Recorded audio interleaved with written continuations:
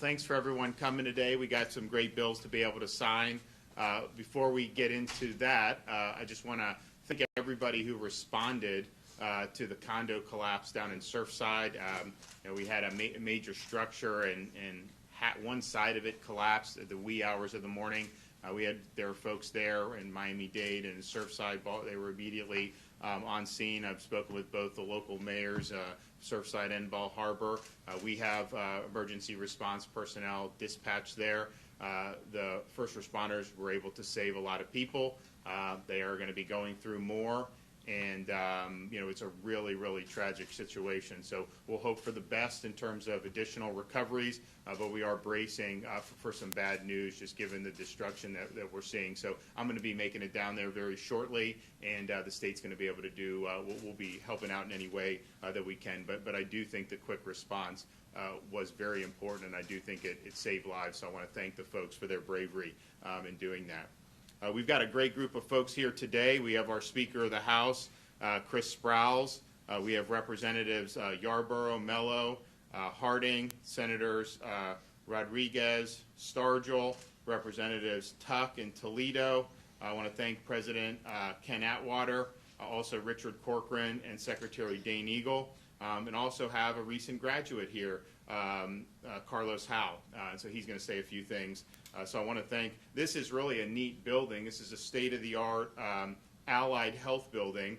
It's 4 stories, and it has a simulated hospital where students can train in real-life situations. And we're standing in an area where EMTs and paramedics train using simulation ambulances that you see. We've got a tour going through there. I mean, they showed simulation of like an ED room, more of a traditional hospital room. The new, the mothers, like they had the thing, I mean, I was thinking like Mamie could just have been there just a year ago. I mean, it was very, very real, and I think that they're providing a really, really good training experience. And when you're talking about things right now with things like nursing, you go through a good program like this, you're going to get hired because there's definitely a need to have more nurses. And so the bills we're signing today really doubles down on Florida's commitment to vocational education, providing people with skills that can then be applied in the real world, and that will be able to provide people with good careers.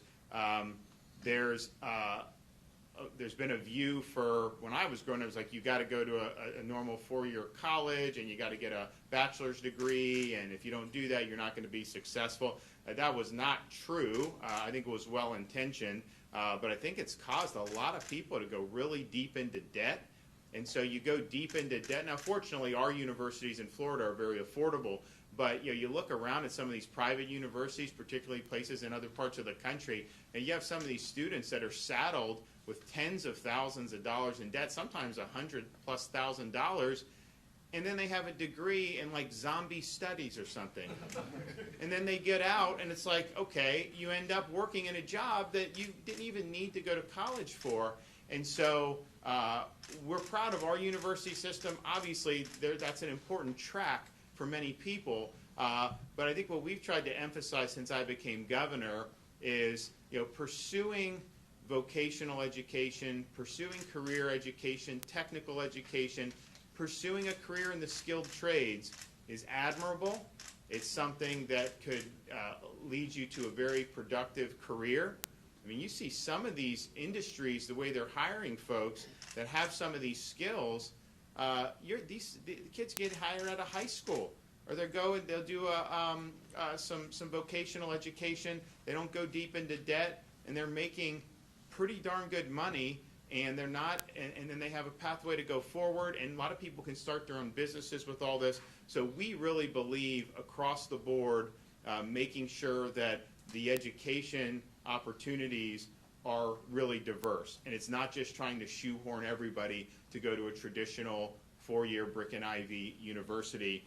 And these bills today that we're going to sign really, I think, continue on that pathway. You're going to hear from Carlos Howe. He's a U.S. Army Reserve veteran. In May, at age 46, he graduated from the nursing program here. He came to the U.S. at 9 years old from Barbados. He joined the New York City Fire Department, eventually joined the Army Reserve. As a reservist, he became a licensed practical nurse, LPN, and after serving in Fort Bliss, Texas, he came to Florida to pursue a degree in nursing. Initially looked at USF, eventually ended up here at Hillsborough, and he was able to get this credential, and he now has additional opportunities as a result of it. So he's going to come up and talk about some of the things, some of the doors that this has opened for him. But ultimately, that's what it's all about. It's about providing people with the tools for them to make the most of their talents and their abilities, and to pursue dreams in a wide variety of fields. We're happy with what we did in terms of the money that we secured in the budget for things like apprenticeships. We did another $10 million for apprenticeship grants, also $25 million for workforce funds at state colleges. We also announced DOE and CareerSource Florida are awarding $600,000 in apprenticeship mini grants to help support apprenticeship programs. And Commissioner Corcoran and CareerSource will make these 24 awards. Actually, they're going to make them today, and 3 of them are in Tampa. And we want to make sure we have the strongest talent pipelines that we can. These bills, the legislatures are going to talk a little bit more in depth about it, but there's a couple things I think are unique. One of them is, we really believe that if we're going to be funding our educational institutions, particularly our state colleges, that there needs to be success on the back end of that. So under this bill, one of the bills I'm going to sign, all these colleges pick 3 areas for these credentials, and students go into that program. If they graduate and they don't have job offerings, the student gets the money back. So we're really making sure that there's accountability and that all these programs are driven towards helping students succeed in the real world. And so I really want to thank the Speaker and the legislature for going in that direction, because normally we have a lack of accountability. That's just kind of the nature of it. This is really, I think, important. It allows the institutions, they can pick which 3 they want, because in different parts of the state there's going to be different workforce needs, but I think that this is the right way to go. We're also going to have an office in the Executive Office of the Governor to coordinate all the workforce and vocational training throughout the state of Florida. The bills I'm signing today provides more flexibility in some of our apprenticeship programs. May not necessarily have to go through the typical federal constraints that they have on some of these. My view is you have kids that are in high school. We want to get them senior year. We want to get them into the workforce even during their senior year as an apprentice, and then potentially have a job waiting for them when they get out. So this is really, really important. I tell you, if you look at what's going on with Florida, there's a demand for people who are filling. Obviously, I think nursing is probably the case in most parts of the country, but certainly here, there's a need. The students who pass here and do well, they're going to end up with job opportunities. There's no question about that. But you look at some of the other vocational educational opportunities, you look at things in aircraft maintenance, you look at things like welding, all these things, there's a demand. These are good paying jobs, and it gives you an opportunity to do even better in the future. So you will have people pursuing the vocational pipeline that we're really expanding in Florida. I mean, you're going to have some of the students graduate high school, go into one of these fields. By the time they're 22, no debt, some of them will be making 6 figures. Some of the people that went to like a private school out of state, they may be not making 6 figures, they may be owing 6 figures and may not have a degree that's really going to carry them far. Now, hopefully not a lot of students end up in that pickle. I do think that there's been in the last 5-10 years a lot of kind of reality check on what the universities are producing and what they're not. But this really, I think, where we need to go. We need to make sure that students have the ability to make the choices that are best for them. And there is no choice that is inferior to another choice. The folks that end up graduating here in nursing, they're no worse than somebody that graduates at a different university with a different degree. There's a whole bunch of different pathways to success, and there are so many admirable career endeavors connected to workforce. So thank the legislature for really taking this on. It's been something that we've worked very hard on. for the last many years. We've seen good results, but I think we're going to see even more in the years to come. So thank you, and it's my pleasure to bring up the Speaker of the House, Chris Sprowls.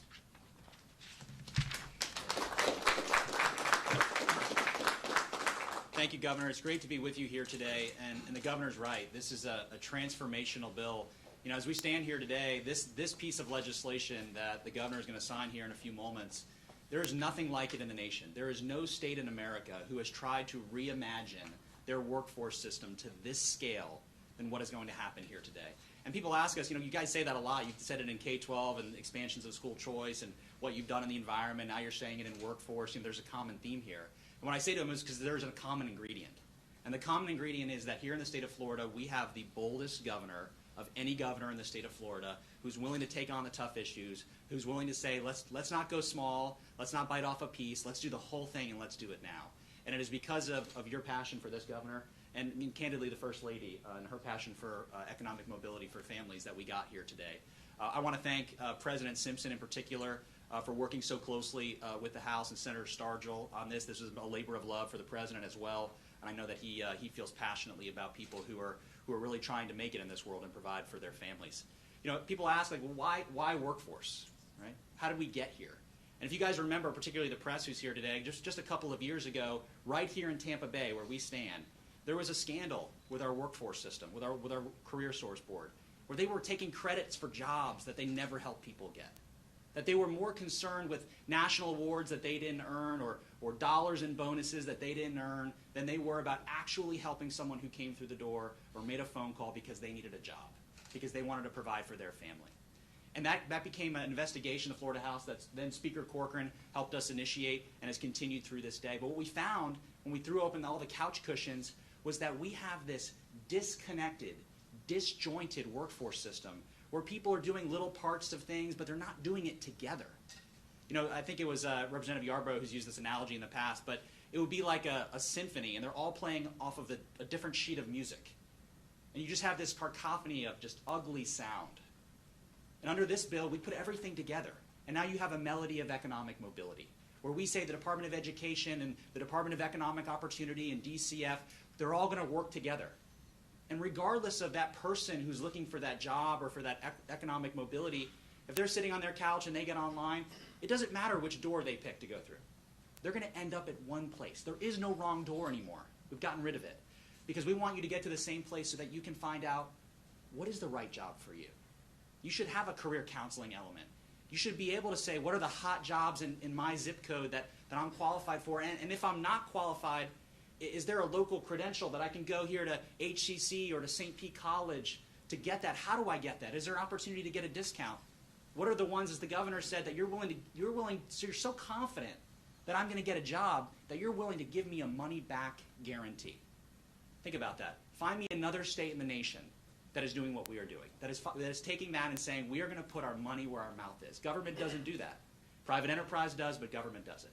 But we are so confident with our folks who are running our state college system, and we are so confident with the demand on Floridians for jobs that this is going to change their lives forever, forever. I want to thank Representatives Yarborough and Mello who took on this, this huge task. This is a 100-page bill in order to kind of rework our entire workforce system.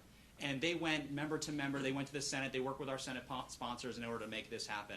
And I can tell you that of all the many things that we are going to do this year, when it comes to the economic mobility of families, when it comes to those conversations around the dinner table about your next job or how you're going to plan for college or how you're going to make your rent payment, this bill, more than any other, is going to help Florida families. And for that, I'm very, very grateful to the governor, and I'm very grateful to the members who've worked on it. All right. Good job. You ready? Thank you, Governor. Yeah, absolutely. It's a pleasure to be here. Good morning. I want to tell you a little bit about my story.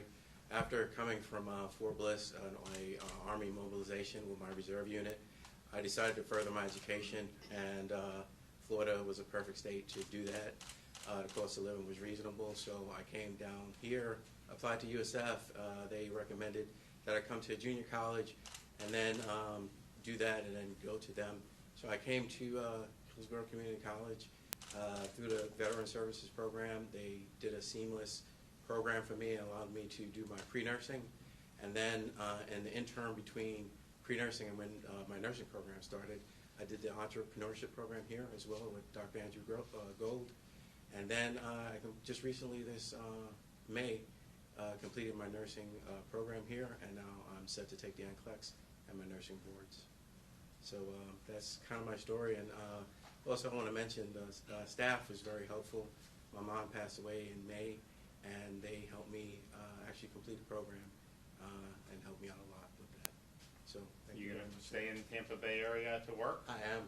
Hopefully, eventually I could work at Tampa General. They treated me very well during my internship over there. So it was a pleasure to be there. So I hope to work there. Great. Eventually. Good. Well, good luck to you. Thank you. All right. All right, Kelly Stargill.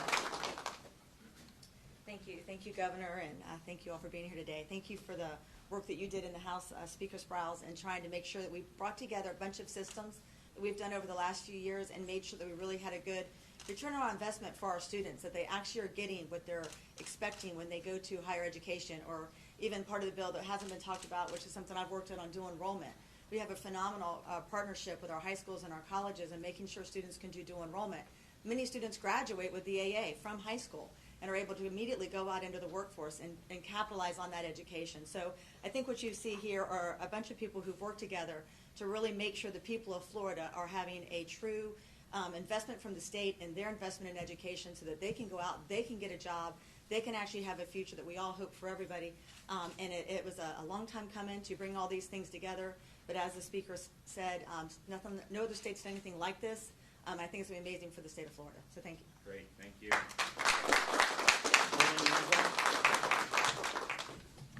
Thank you, Governor, and thank you all for being here today. I was so honored to take this job last September, and we had a lot of work to do. Number one, of course, was our unemployment system. We've had a lot of success there, but we knew moving forward it wasn't about unemployment, it was about helping people find employment. The crisis was going to end, COVID was going to be done, the vaccines are here, it's time to get people back to work. So in January, I was very honored to stand with the Governor and the Speaker to announce we were going to be diving deep into our workforce system. And I want to thank the Governor for his leadership in challenging us to do so, the legislature and the bill sponsors for delivering, but really the Speaker of the House for making this a priority and for his vision in delivering exactly what we're about to sign today. This is, as he said, a visionary, robust, comprehensive bill that is going to change the way workforce is done, quite frankly, through the entire country. We're doing it here in Florida.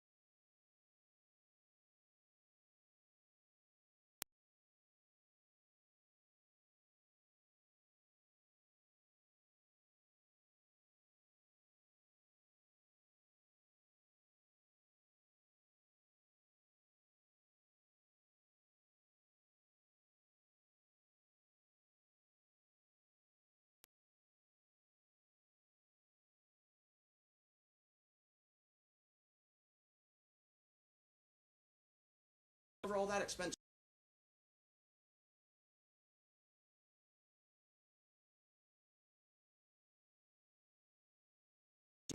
hope for a real future. It's a high skill, high wage.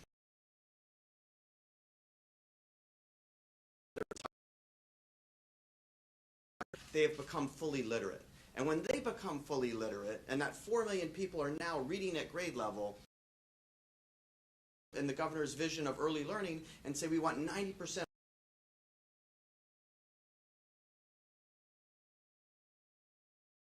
state under the NAEP, is not even 50, give or take 45.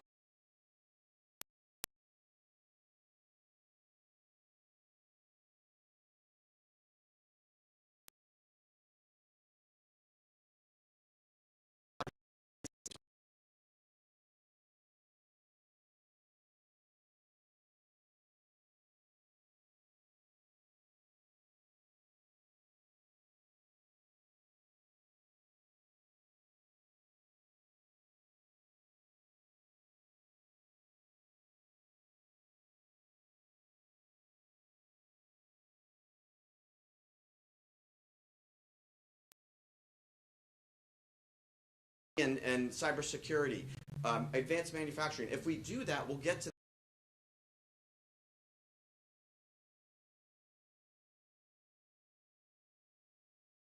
speaker and the governor said, it's not just this great job, this great career. It's not just all of a sudden the kids being more literate because you're solving this intergenerational literacy issue.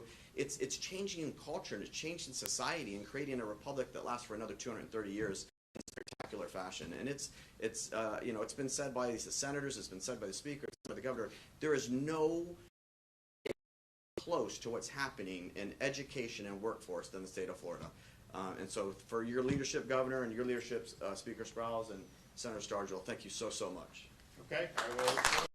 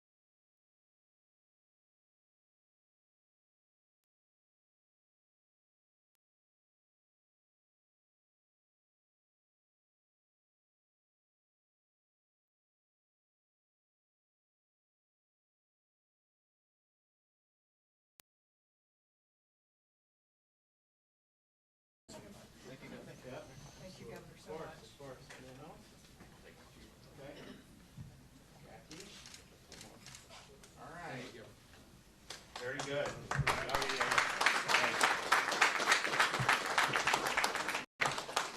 Well, it's always great to be able to really see a lot of these legislators day after day because it was a very productive session, and we're really, I think, have addressed a lot of very, very key issues. But this really is one, I think, if we continue to go in a good direction and really get it right, it's obviously going to benefit the state, it's going to benefit the overall economy, but I think it's going to make sure that we're opening doors for people from all walks of life at all stages of life, and this can really, really be significant. So I'm honored to be able to sign the bills today, and I think these things are going to have an impact. With that, take a couple questions. Governor, can you answer a quick question about accountability at Piney Point? There have been some documents that have surfaced that indicate there were warning signs last year under your administration, years ago under other administrations.